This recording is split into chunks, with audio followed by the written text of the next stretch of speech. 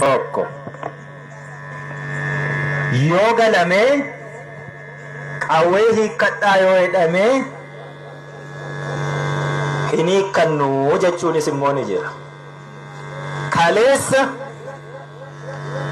warri keenyi warri qabsoo eegalee waan barbaadu argatee osoo hin taane ajajame jennaan ajaja guutuuf qawwee hiikkate. Har'a Oromoon keessumattuu dhaloonni qubee qaroon kunii waan barbaadu yoo argate malee ajaja guutuuf qofa qawwee hin hiikkatu jechuudha. Isa kanaaf wanti jiru erga biyya galamee waraanni bilisummaa Oromoo akka qawwee hiikkatu dhaaba isaarraa ajajni itti darbee jira. Haa hiikkatuumi ajaja. Hin hiikkatu yoo ta'e immoo jaarroleen isaa kaa biyya galteettu akkam haa taatu.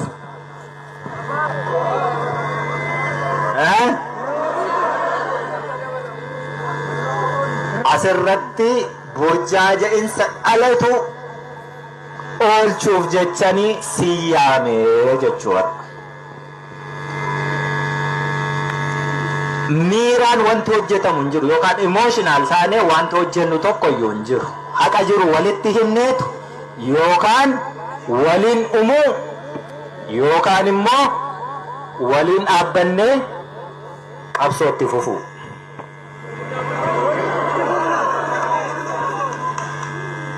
Yoo hin hiikkannu jenne na hubadhaa. Nagaa jennaan nagaa karaa nagaa galleennaan qawwee hiikkachuun dirqama. Hin hiikkannu lola itti fufnaa jennaan immoo jaarroleen keenya yookaan nu haaluu qabu jechuudha. Waraanni bilisummaa Oromoo inni hidhatee jiru waraana keenya miti jechuu qabu. Yoo kun dhufe uummanni Oromoo jaarrolee keenya dhaggeeffate nuti shiftaa taaneetu daggala jiraannaa jechuudha. Jechuu mitiiree akkas jechuudha. Yookaan jaarroleen sun hiikkadhaa waan jedhan fudhattanii isaan waliin qabsoo karaa nagaa itti fufu. Yookaan haala kamuu keessatti waraanni bilisummaa Oromoo ajaja sana cabsee lola itti fufa taanaan na waliin lolii jechuudha.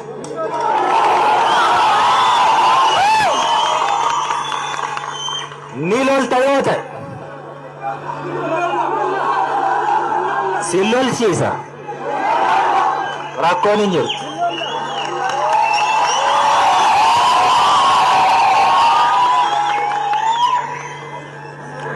Yoo sin hiikkadhaa bilisoomneerra hin feenu jettani ani immoo gafarsa leenca jaldeessa karkarroo booyyee bosonuu kuruphee weenni daggala jiruun bilisa baasaa jechuudha. Siniin galle isin bilisa ba'uun barbaannu yoo jettaniyyuu qawwee kiyyan hiikkadhu leencaaf qeerransa kiyyan bilisa baasa. Mukti Oromootu bilisoomuu qaba. Wareegama kafalaa ture. Gudeelcha meeqa qirrinneetiniini diina danqaa ture. Isan bilisoomsa yoo ati bilisummaan feetu ta'e.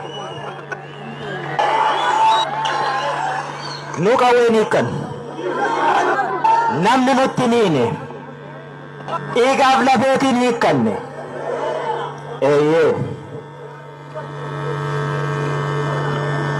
namni nutti dhen jiru namni nurraa hiikun jiru. Kun ejjennaa waraana bilisummaa Oromoo zoonii hundarra jiruuti. As qofaa miti jechuudha.